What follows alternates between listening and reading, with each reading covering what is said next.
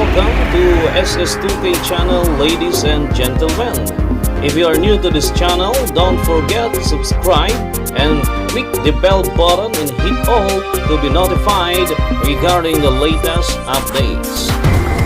The content of this video presentation, ladies and gentlemen, is about cover and undercover operations, no? So let us start this by answering the questions that I have prepared for you. Question number 1.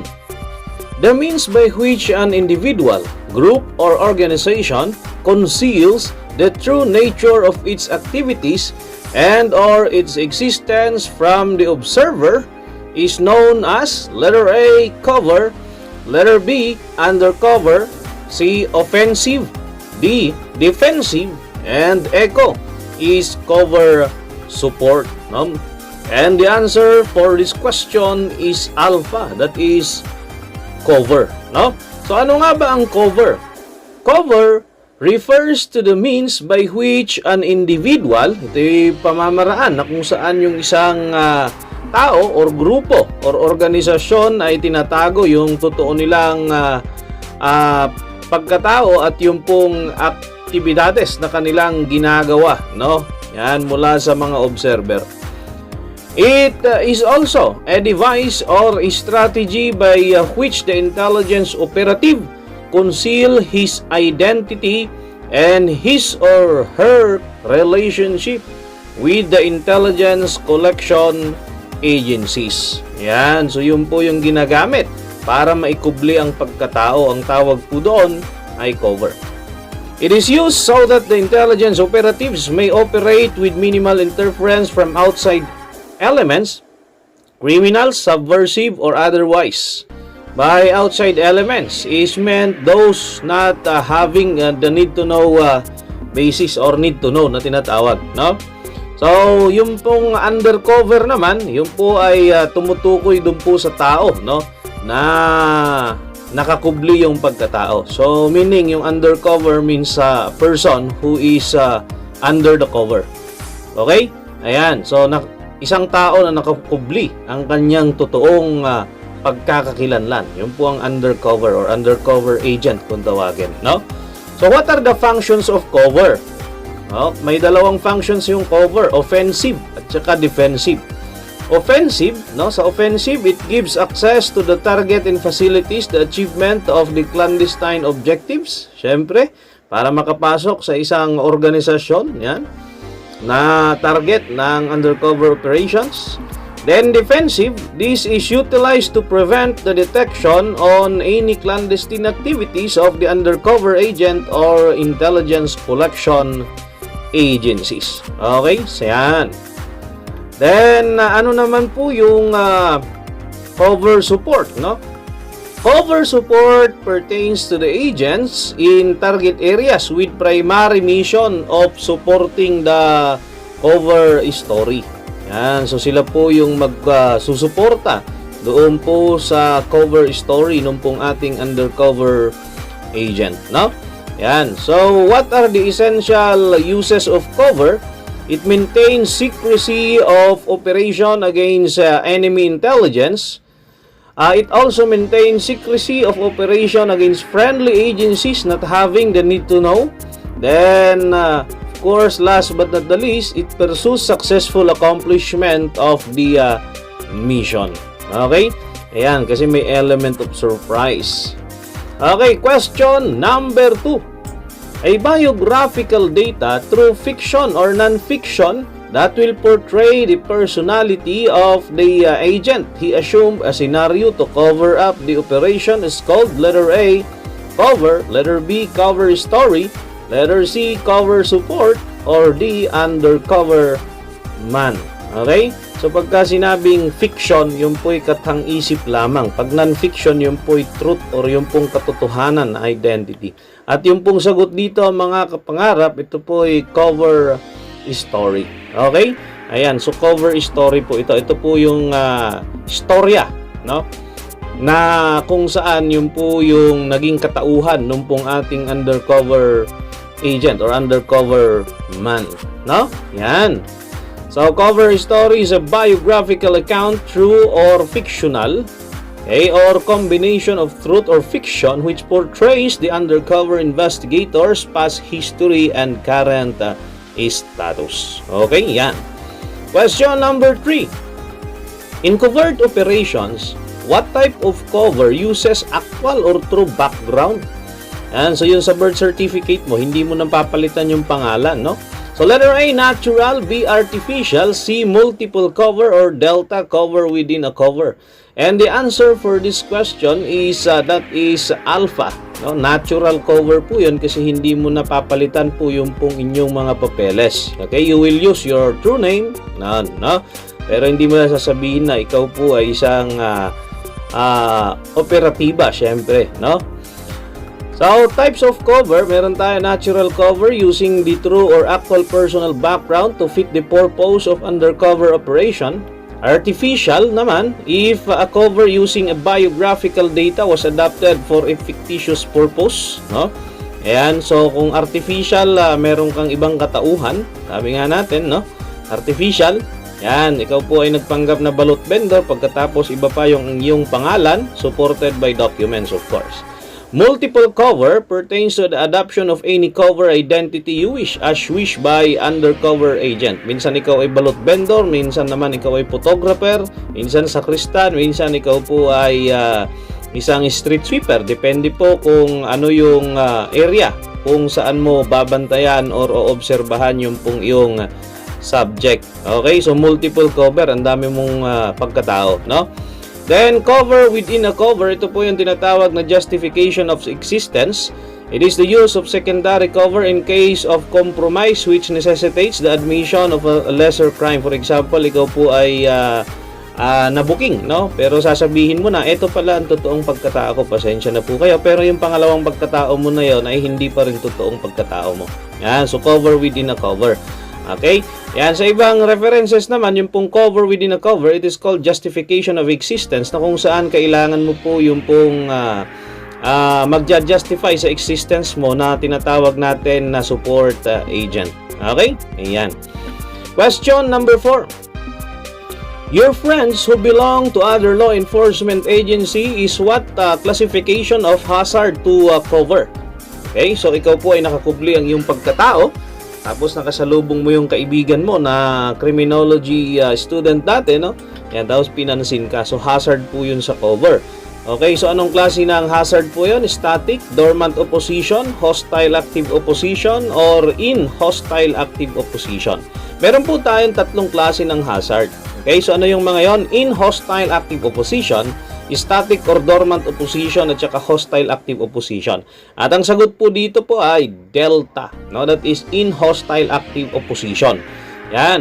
So, examples, friendly forces who do not have the need to know. For example po, ano, yung pong kaibigan mo na nasa law enforcement agency rin, kabatch mo na crime, tapos alam din na ikaw ay police, tapos ikaw napunta sa intel, siya sa investigation section. Pagkatapos ikaw po ay nakakubli ang iyong pagkatao, no? Kasi undercover ka nga. Then naglalakad kayo, pinansin ka. Yan, di ba? So, oy pare, saan ka na naka-assign ngayon? Patay kang bata ka, di ba? Yan. So, yung static or dormant naman, yung pong mga andun na sa area na kung saan madalas kang makita na ikaw po ay isang member ng law enforcement agency, no? Yung nakakakilala sa'yo. Yan. Then, examples po nito ay cigarette vendors, tricycle drivers, road maintenance, and utilities and the like, who are always at the area na kung saan sila po ay nakakakilala sa'yo, no? Yan. Pagka pinansin ka, oy, sir! Yan, di ba?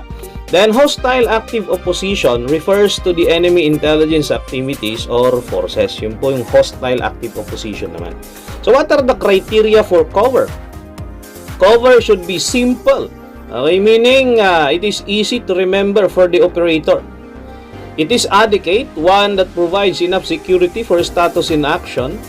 It is economical, means expenditures are commensurate to the desired information. Okay? Yan. So, meron din pong tinatawag na organizational cover, no? What is organizational cover? An account consisting of biographical data which when adapted, an individual will assume the personality he wants to adapt. Okay? Ayan. For example po, ikaw sasabihin mo po na ikaw ay miyembro ng or ikaw po ay isang driver, no? O syempre, meron kang organization pero yung mga kasama mo doon kadalasan din ay mga operatiba rin, no? So organizational cover. Yan. Then objectives of organizational cover: to camouflage and protect the operational personnel and their activities. Bravo, to protect the vital installation in which clandestine activities are based. Guidelines to organizational cover: organizational cover must appear to produce something. It should devise that not all personnel will work together at the same time. And cover should be devoted to mission. Start with a small organizational cover and provide room for expansion as it continues to exist. Okay? Yan.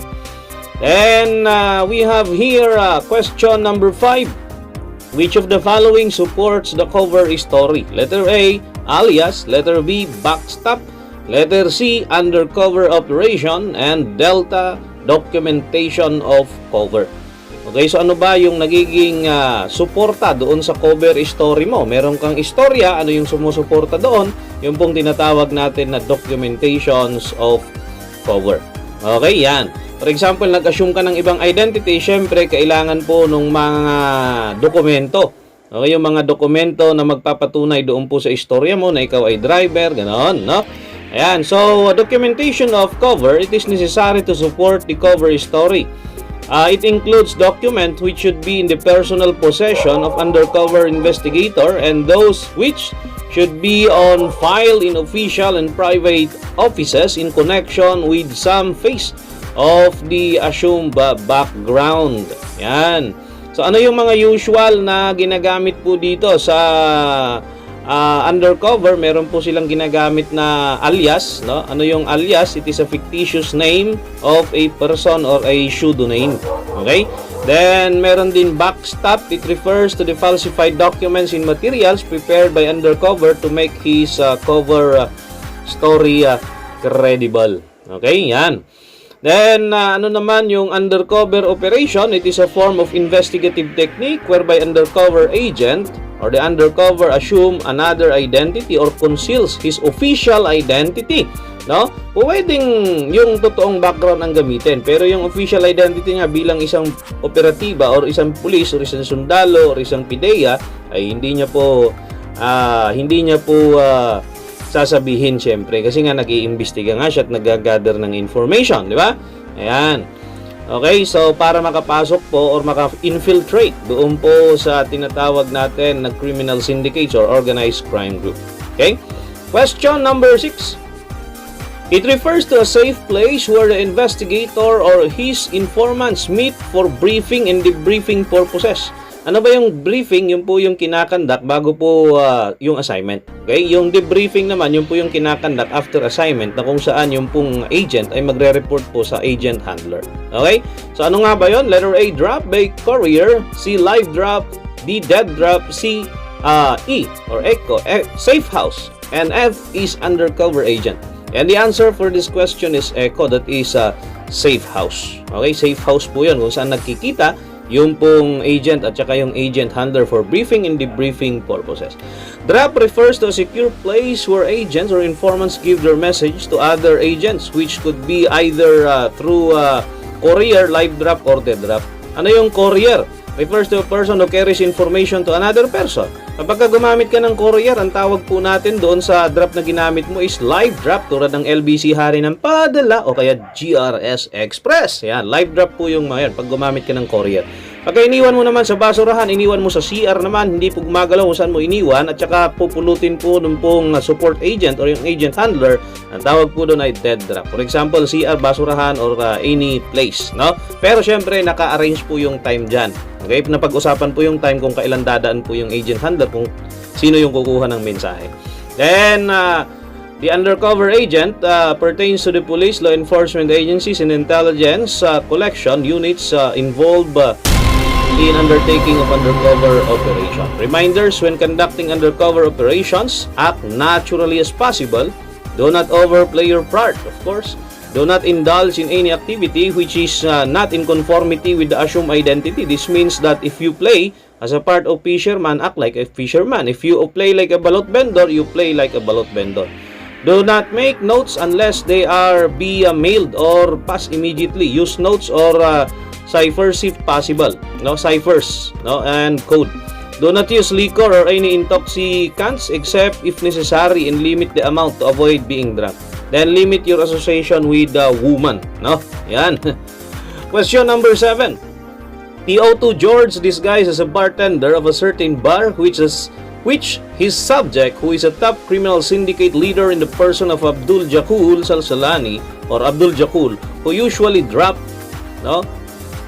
by to gather information. What is the type of his undercover assignment? So saan siya saan po yung position niya doon po sa inuman, no? So anong klase na assignment 'yon? Work, social, dwelling, jurisdictional, rope job, or combinational? At ang sagot po diyan, mga kapangarap, ay social, no? Yan, kasi inuman po 'yon. Madalas makipagsosyalan po yung pong isang tao, no? So ano nga ba yung types of undercover assignment? Social assignment requires the undercover agent to frequent places of entertainment, amusement known to be habitually visited by the target personalities and their associates. Tulad nga ng inuman, yan, galaan, ganyan. So what assignment naman kung yung agent po ay nai-assign doon sa area kung saan yung tirahan or tahanan po ng subject of observation. Okay, for example, ikaw po ay nagkunwari bilang katulong o kaya naman ikaw po ay nagkunwari bilang kapitbahay. Dwelling assignment po yun dahil oobserbahan mo sila kung saan sila tumitira, kung saan nagtitirahan yung mga tao, ay kung saan nakatira yung mga tao. Personal contact or road job, no? Personal contact assignment or road job, ito yung striking friendship. Kahit na malaman na ikaw ay undercover, andun na po yung trust sa'yo, no? Magsasabi ng katotohanan dahil doon po sa tiwala sa'yo at hindi na dahil kung ano man, no? Yan, striking of friendship in order to gather information. Yun po yung personal contact assignment or yung tinatawag natin na rope job, no? Yan. Then, meron po tayong tinatawag na jurisdictional. Ito po yung kapag binigay po yung assignment sa iba't ibang agent. Okay, may kanya-kanyang jurisdiction yung bawat agent. Ikaw, obserbahan mo sa dwelling or sa bahay. Ikaw, obserbahan mo sa work. Ako naman mag-o-observe sa social sa social. No? Ganun po yung tinatawag na jurisdictional. Every agent have a corresponding area of assignment. Then, multiple assignment or tinatawag na combinational assignment. An undercover is given task of covering 2 or more above specific assignments simultaneously. For example, ikaw po ay driver bodyguard, syempre maobserbahan mo yung sinusundan mo kahit saan siya magpunta. Whether sa bahay nila, kung ikaw ay stay-in na driver bodyguard, maobserbahan mo rin kung saan siya umiinom, o kaya kung saan siya nagtatrabaho. Baka isa sa mga yon, yung oras para sa isa sa mga yon ay yung doon siya gumagawa ng illegal, no? Ayan. Then meron tayong direct. This is employment and utilization of special agents in a particular undercover operation. Then indirect, this is an employment and utilization of controlled informants relative with the collection of useful information. Yan. Kapag ka direct, magpapasok. Kapag ka indirect, meron na yung mga meron pong mga access doon sa area tulad ng balot vendor na laging pumupunta doon o kaya naman yung pong tricycle driver, ayan. So, pwede po silang gamitin as your informants, no? Ayan. So, maraming salamat sa inyong walang kawang pakikinig at sana po ay meron kayong natutunan mula dito sa ating napakaikling video presentation tungkol po sa cover and undercover assignment. At kung meron kang natutunan, huwag kalimutang mag-subscribe at i-click yung bell button and click all para ma-update ka kapag kakao po ay nag-upload. And of course, kindly share to your criminology classmates. Thank you and God bless you all.